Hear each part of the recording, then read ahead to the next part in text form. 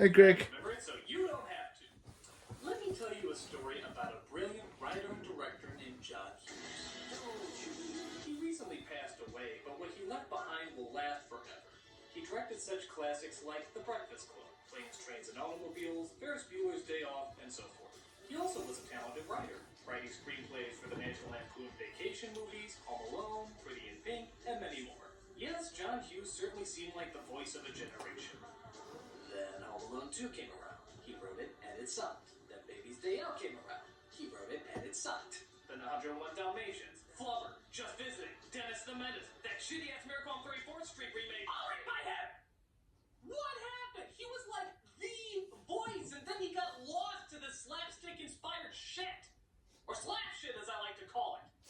But none of them are as bad as the crowning achievement of horror that is simply known as Home Alone 3.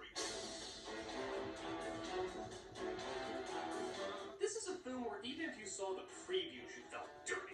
How could such a great writer stoop to such an insulting, demeaning, and absolutely unentertaining lie? Well, let's see if we can figure it out. This is Home Alone 3. So the movie starts with the typical Home Alone music, followed by the typical Home Alone credits, taking place in the typical Home Alone setting. Hong Kong! Literally, the first minute completely misses the idea of the franchise. $10 million for the missile chip. Sounds like your clients want to build a missile that can't be detected by radar.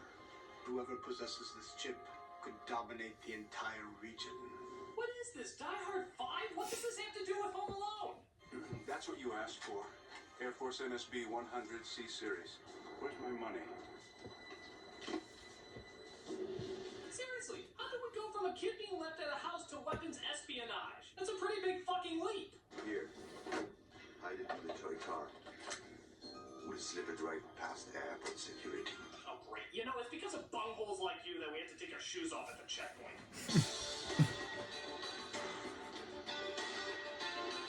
But unfortunately, the bag gets switched with some lady, and the spies panic in order to find her. She's leaving. So they get the number of the cab through their glove cam as they pin down the area where the woman was dropped off. And seeing how it's a John Hughes movie, my guess is it's in a Chicago suburb where everybody is rich, quirky, and white. Oh, what a shock! All done, Mrs. S. You were supposed to deal with the snow promptly, weren't you? Yes, but Butts are for ashtrays. I don't care for excuses. We had an understanding, and you broke it. Your word is worthless. sorry, I'll be in charge, Mrs. S. So you can tell the neighborhood I stiffed you on a snow removal job. Sheesh, this woman's as compassionate as a punch to my ballsack. Consider this your payment. I don't do this silly thing. Thank you. This little boy is Alex, not Kevin. Alex. He doesn't even know Kevin. That's because Kevin's not in this movie. None of the original characters are in this movie. This is because nothing about this movie has anything to do with Home Alone, despite the fact that it carries the name Home Alone. So, why does it carry the name Home Alone? Because it's a goddamn horrible movie! So it turns out Alex has the chicken pox, which means he has to stay home from school. Hey look, Scarlett Johansson's his sister. I already made a lost in translation joke in North, so let's move on. As Alex stays at home, he starts looking through a telescope at Mrs. Hess's house with his pet rat Doris. Good, Doris.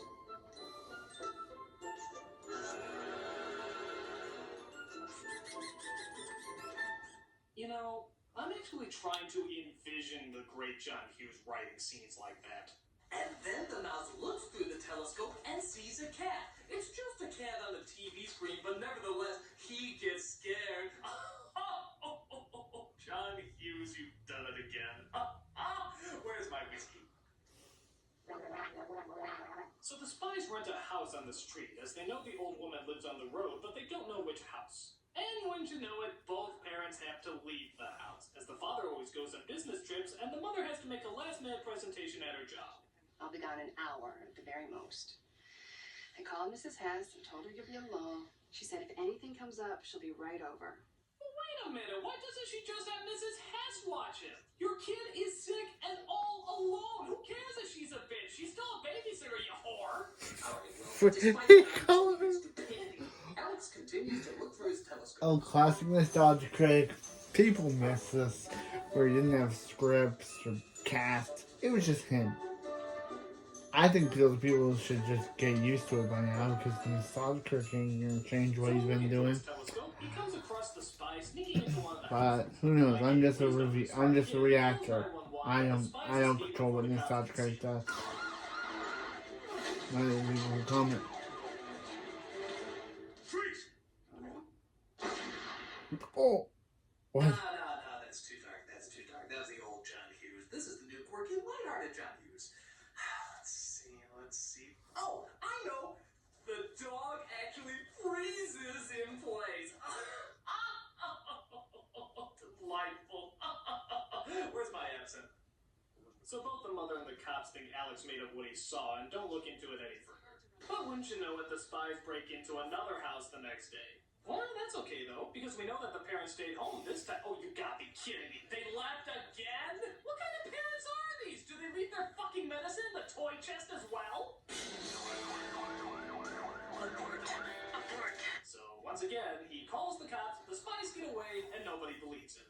I saw a burglar yesterday and I saw a burglar today. There was no one in that house. But there was some thing on the way. What?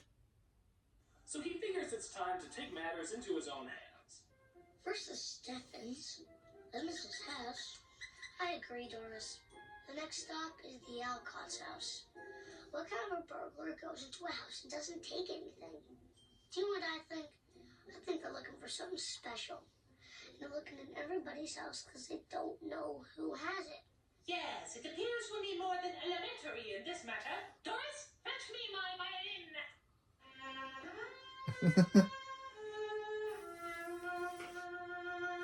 So Alex gets a video camera and some duct tape as the parents leave him for a third time. Alright, this is comical now. I mean, really comical. Remember what a big deal it was in the first film when they left him behind? At least they actually care about their kids, unlike the McAllisters. And now it's just like, Have fun while I'm gone, son. Be sure to stay away from the rat poison I keep under your pillow. so with a camera, duct tape, and a few wires, Alex manages to get his own wireless security network. The 5-year-old now has a portable wireless security network. The realism in this movie just fucking astounds me. So he sneaks his camera into the next house that the spies are looking for. Yeah, thank God none of the houses have babies, toddlers, or stay-at-home parents. Sort of lucked out on that front. But one of the spies finds the car as Alex tries to think of a plan to distract them. Ring, ring. Hello, this is Karen. Hi, how's it going? Chips are overvalued. And then he trains the ferret. He trains the ferret to record a fake message on the answering machine.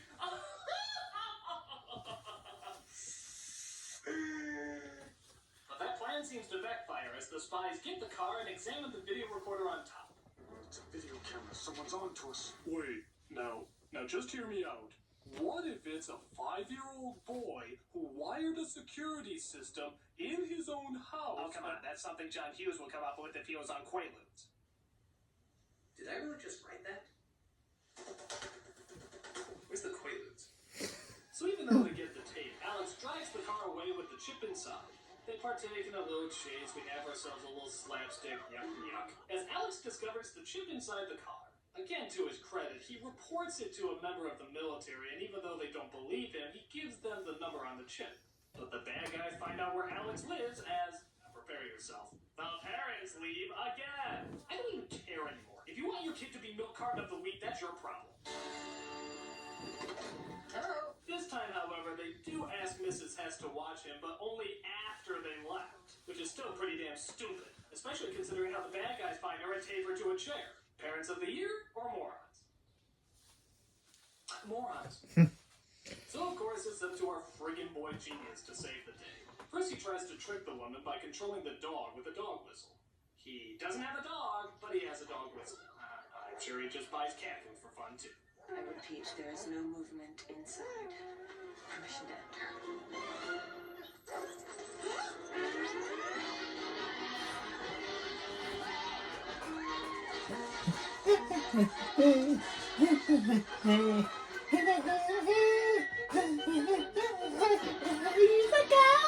The other spies try to get through the back, course, he has traps for her, too.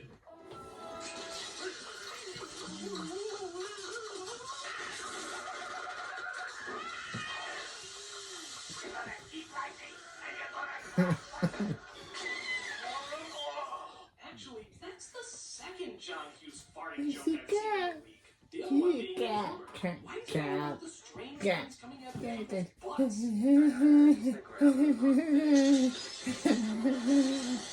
You said cat. So funny. Again, doing that voice with a South Park reference is great. Oh no! It's not like I can just walk away from the water. That would coincide with my phobia of not walking away from the water. Oh damn my extremely odd and unbelievably rare neuroses. So yeah, we get the traps just like in the other two movies, but these traps are like really friggin' precise. Like he has to know exactly what spot they're gonna be on and not be a centimeter off. Gotcha! And look at this, he cuts holes in the house. How the hell did he do that? Did he call Ace Hardware to set these up? Ouch. Watch this scene. It's not even funny. It's like something out of a horror movie. Oh. Okay, laughed already. Jesus. And of course, we have pratfall after pratfall after pratfall.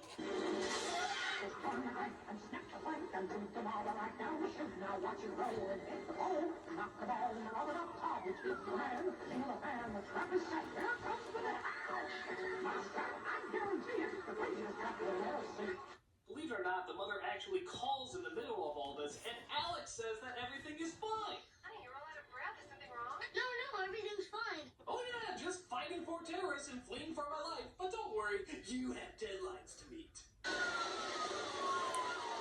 But it turns out the number on the chip got to higher authorities as they pull Alex's mother and his siblings aside for questioning. It's Alex. This is my other son. Why, what's happened? He may be in danger. Maybe I should have left him alone 18 times. He's not here. He's at home. Let's move. Why is he in danger? We think he intercepted a top-secret electronic device stolen from a Defense Department contractor by a group of international criminals working for a North Korean terrorist organization.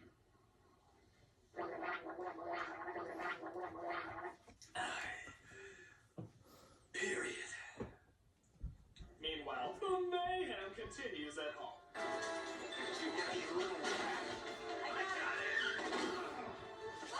Say, you ever notice that these secret agents suck? Recognize this? How do you get outside? The same way you're gonna get outside. Is it here they turn to Christopher Walken? I don't know. So without giving too much away, oh, who the fuck cares? They scream and get hurt. Surprise! So he frees Mrs. Hess as the cops finally arrive and take the spies away. Oh, Alex. I'm so sorry. Oh, for what? Every possible thing a parent can do wrong? 7 years I've been after this guy.